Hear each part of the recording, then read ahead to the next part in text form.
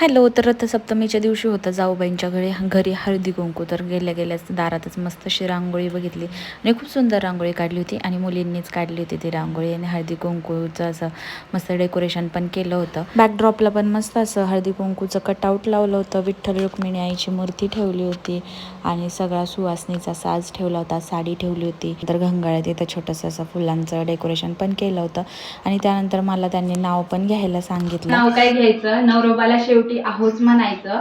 निळ्या निळ्या आकाशात चमचमणारे तारे, नाव घेते स्नेहा, लक्ष द्या सारे.